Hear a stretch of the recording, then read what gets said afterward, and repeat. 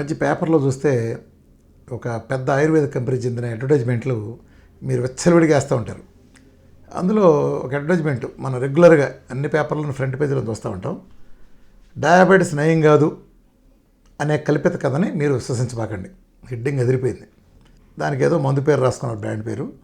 మధుమేహం కోసం చూడండి కింద ఏం చెప్తారు. మధుమేహం కోసం యోగాతో పాటు మీరు పరిశోధన మరియు నిరూపిత ఆధారిత నమ్మదగ్గ పరిష్కారం అందిస్తాయి.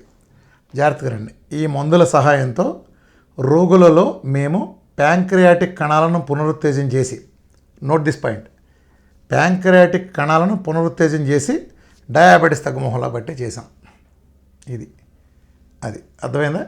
ఇది ఎంత పచ్చి దగా మోసం అంటే, అక్కడ ఇల్లు కాలుతుంటే అక్కడ పెట్రోల్ పోసి దాన్ని ఆరిపోయామని చెబుతున్నారు. అసలు ఎంత బండబూతైన స్టేట్మెంట్ అంటే, వాళ్ళు అన్నది డయాబెటీస్ అంటే అవగాహన. ఇటువంటి చెత్త అవగాహన, సైన్స్కి పూర్తి వ్యతిరేకమైన అవగాహన కల్పించారంటే వీళ్ళు. ప్యాంక్రాస్లో బీటా సెల్స్ అంటే డ్యామేజ్ అయిపోయినప్పుడు, లేకపోతే వాటి ఉత్పత్తి చేసే సామర్థ్యం తగ్గిపోయినప్పుడు ఇన్సులిన్ తగ్గితే వీళ్ళు ఇన్సులిన్ ఇస్తారంట. ఈ ప్రపంచంలో పెద్ద క్యాలీఫ్లవర్ ఆధారం అంటే అదే. మీరు కావాలంటే చెక్ చేసుకోండి. 25 ఏళ్ల నుంచి ఇన్సులిన్ తీసుకుంటున్నాళ్ళలో కూడా మీరు C-పెప్టైడ్లు కానీ చెక్ చేసుకోండి, ఇన్సులిన్ టెస్టులు కానీ అద్భుతంగా దిమ్మ తిరిగేట్టు ఉంటాయి. టైప్ 2 డయాబెటీస్ అంటే ప్రాబ్లం ప్యాంక్రాస్లో కణాలు పునరుత్తేజం కావటం, అదేదో నీరసపడిపోవటం, చచ్చిపోవటం, తగ్గిపోవటం కాదయ్యా బాబు. అది ఉత్పత్తి ఎక్కువ ఏడవటం. మీరు ఆత్రంగా గ్లూకోజ్ తినే స్వభావం ఉండటం వలన అది మన పెట్రోల్ ట్యాంక్ అయిన సెల్ పరిధి దాటి తిన్నదంతా ఆ బ్లడ్లో ఉండటానికి వీల్లేదు. కాబట్టి అది ఫస్ట్ ఫ్యాట్ సంచిలోకి వెళ్తుంది. ఆ ఫ్యాట్ సంచి కెపాసిటీ కూడా నిండిపోయిన తర్వాత అది రక్తంలో మిగిలిపోతుంది. ఆ రక్తంలో మిగిలిందే మనం అనే టైప్ 2 డయాబెటీస్లో బ్లడ్ షుగర్. అలా మిగిలిపోయిందంటే అదే 200 యూనిట్లు 300 గ్లూకోజ్ ఉందంటే దాని పక్కన ఇన్సులిన్ ఉంటుంది. ఆ ఇన్సులిన్ ప్రొడక్షన్ ఎక్కువ అవటం, ఇన్సులిన్ ఏమీ పీకలేక అది ఆ గ్లూకోజ్ని అలా ఉంచింది. ఎందుకు పీకలేకపోయింది ఆ ఇన్సులిన్?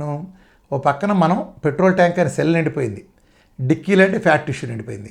ఈ రెండు నిండిపోయినాయి కాబట్టి దీన్ని ఎటు మళ్లించాలో తెలియక రక్తంలో అట్టిపెట్టిన సిచ్యువేషనే టైప్ 2 డయాబెటీస్. ప్యాంక్రాస్ శుభ్రంగా పనిచేస్తుంది, మిషన్ దడదడలా ఆడిపోతుంది, అట్లా చక్కగా పనిచేస్తుంది ఇస్తానికి. ప్యాంక్రాస్ అండర్ ప్రొడక్షన్ కాదు. మీరు పగలదీసి ప్యాంక్రాస్లో ఇన్సులిన్ ఎక్కువ ప్రొడక్ట్ చేసి ఆ మందులు చేసేది అదే. దాన్ని స్ట్రాంగిల్ చేసి ఎక్కువ ఇన్సులిన్ ఏం చేసి వస్తారా బాబు? ఉన్న గ్లూకోజ్ ఉన్నది ఉంది, ఉన్న ఇన్సులిన్ ఏమీ పీకలేక ఈ గ్లూకోజ్ని అట్ట పెడితే కొత్తగా ఇన్సులిన్ చేస్తే అదేం పీకుద్ది? ఉన్న ఇన్సులిన్ పీకలేక నోరు మూసి కూర్చుంటే కొత్తగా పునరుత్తేజం చేసి ఇన్సులిన్ ఏం చేసి వస్తావు?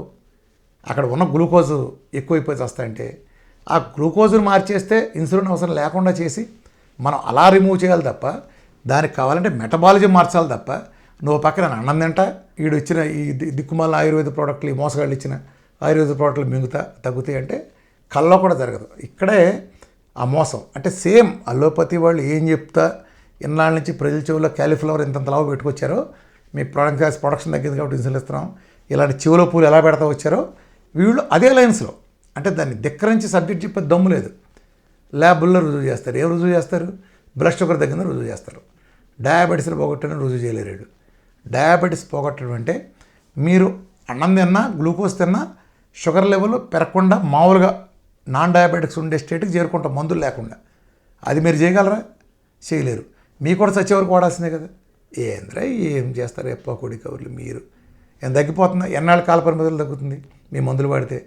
మీ ఆయుర్వేదిక్ మందులు మీ పరిశోధన ల్యాబుల్లో అద్భుతమైన పరిశోధన చేసి పెట్టే ల్యాబ్లో చేసినవి ఎన్నాళ్ళు వాడితే తగ్గుతాయి. అలోపతిలో కూడా చచ్చే వరకు వాడాల్సిందేగా. ఇన్నాళ్ళలో మీరు తగ్గిపోతున్న నార్మల్ అవుతారు మీరు చెప్పగలరా?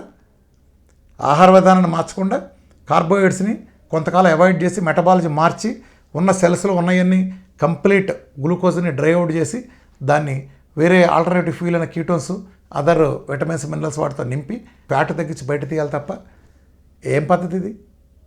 ఇప్పుడు మీరు ఇన్ని చేస్తున్నారు ఆయుర్వేదికులు. దీంట్లో ఒక 50 కిలోలు బరువు తగ్గించే మందు మీరు కనిపెట్టారా? చెప్పండి. డయాబెటిక్స్, బీపీ, థైరాయిడ్, ఊబకాయం ఇవన్నీ ఒకటే రకం కదా. ఒక తల్లి తాలూకు పిల్లలకి ఇన్సులిన్ రెసిస్టెన్స్ తాలూకు కొమ్మలే కదా. మీరు బీపీకి మందు కనిపెట్టి షుగర్కి మందు కనిపెట్టిన వాళ్ళు ఒబేసిటీ తగ్గడానికి మందు ఎందుకు కనిపెట్టలా? అందులో మోసం చేయడం కుదరదు కాబట్టి. నేను వేరే వీడియోలో కూడా డీటెయిల్గా చెప్పాను. అందులో మోసం చేయలేరు కాబట్టి మీరు చేయలేరు. ఎందుకంటే ఒళ్ళు తగ్గడం ప్రాక్టికల్ చూపించాలి కదా. షుగర్ అంటే మీకు వచ్చింది డయాబెటీస్ అయితే బ్లడ్ షుగర్ తాత్కాలికంగా మాయం చేసి మీరు మాయ చేసి చూపించవచ్చు. అలానే బీపీ లాంటి ఏనా. కానీ దీంట్లో అలా కుదరదు కదా.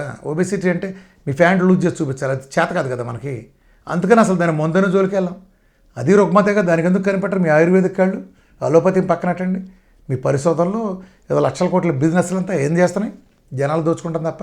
ఏ రాయి అయితే అండి పళ్ళు రాళ్ళు కొట్టుకుంటానికి, ఇటుక రాయి అయితే అండి, కంకర రాయి అయితే అండి, ప్రజల సాగు కొట్టారు. ఈ మందు పోతే ఆ మందు తీసుకోండి. ఆ మందు ఎందుకు వచ్చిందా?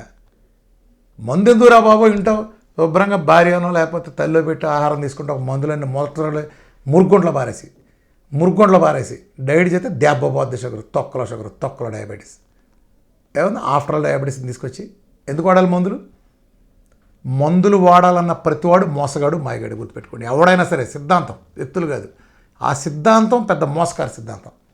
ఓన్లీ ఆహార విధానాన్ని మీరు సెల్లపర దాటి ఆత్రంగా తినే ఆ పద్ధతిని మార్చుకునే విధంగా లైఫ్ స్టైల్ మార్చుకుంటాం ఒకటి.